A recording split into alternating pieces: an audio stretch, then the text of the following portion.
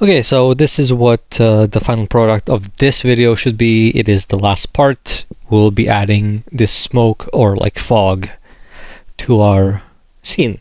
So what you want to do is you want to create a cube. So Shift A and create a cube. And then go into your camera and make sure that the cube is bigger than the camera view. Then create a new shader, so press new.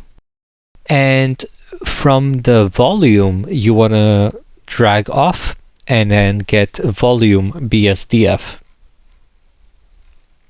So now we essentially have a cube filled with like smoke. And there's all these values that you can play around with. So this is like the thickness of the smoke. This color. And this value changes how the light reacts with the fog. And then there's a few other things at the bottom that we will not talk about. So we want to search for something called noise texture.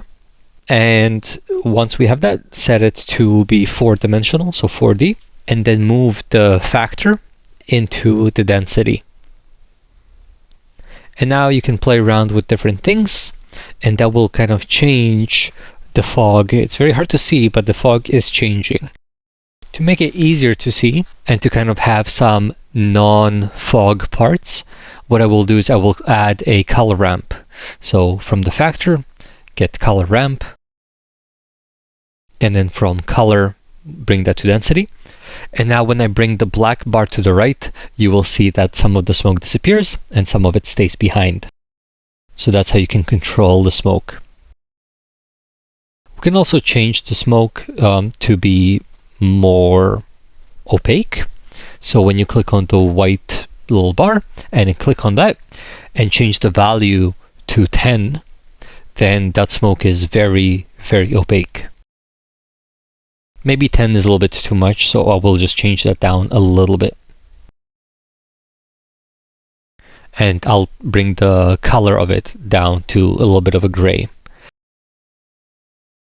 And because right now the smoke doesn't actually reflect any of the light, I will play around with this setting. I'll bring it up a little bit. So now the smoke actually reflects the lights of my lights.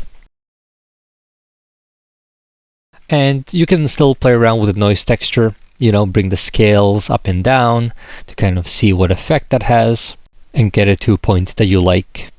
Okay, so say I like this. But if I look at the smoke from the side or from the top, I don't want the smoke to start right away, immediately, kind of like that hard edge. So what I will do is I will actually fade it in. And to do this, I will press Shift A and I will search for gradient texture. So I have my gradient texture in here now. And now I will just plug the color of the gradient texture into the surface of my material preview. And I'll just reorganize my graph so it's a little bit easier to read. Now let's look at our cube and see what effect the gradient texture has on our cube. So if I look at my cube at the top, I created a gradient from black to white, from left to right. Now if I can turn this gradient so it's actually black at the closest end to the camera and the white at the furthest end to the camera, then I can use that gradient to kind of say like, okay, well, wherever there's black, I don't want any fog. And wherever there is white, I want a lot of fog. So let me do this. So with the gradient texture selected, I will press Ctrl T, and that will create these two new nodes. Now in the rotation, I can move around the Z, and if I set it to -90 degrees, now I have the color black at the bottom, and it's the closest to the camera, and white is furthest away from the camera. And let me get more control here. I want a color ramp at the top as well. So I'm going to drag off a color ramp. And the whole point of that color ramp is going to be to control where the black starts and where the white starts. So how can I now drive the thickness of the fog using that gradient? Well, I can multiply the noise texture with the gradient. And so here, I will just drag off multiply. So it's vector multiply. And I will multiply that with the color of the fog. And so this will be the final result when I multiply them out. So wherever there was black from my gradient will still be black, and my density is kind of there as well. And so now if I plug that vector math, so that purple node, into my density, then I get my final result. And you can kind of see that here. So I get to control where my gradient starts with this color ramp.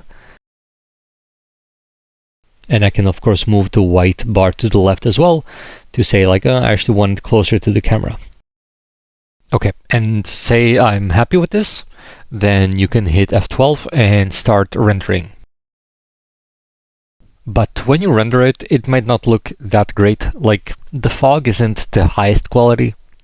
And for you to get the fog to the highest quality, what you have to do is you have to change the render engine.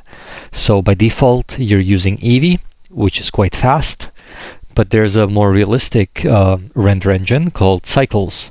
So if you go to the top right here, under render settings, then if you click on Eevee, you can swap it to Cycles.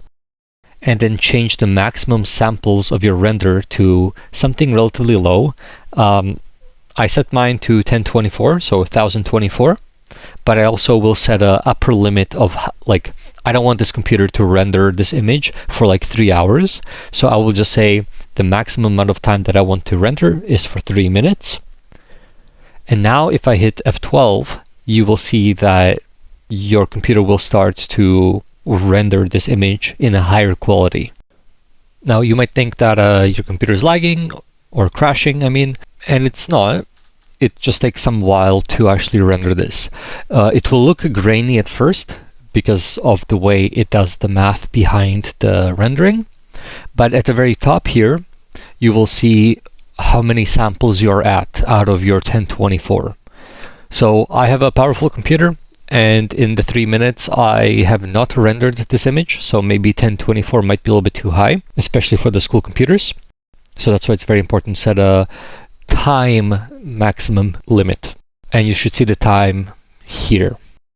Then when the image finishes, or when the time runs up, and then it's like, okay, we've done enough, then it should do some denoising. As long as you had the denoising button turned on, the denoising will try to get rid of all of the little dots that are left behind. And when it's finished, go to Image, Save, and then save the image.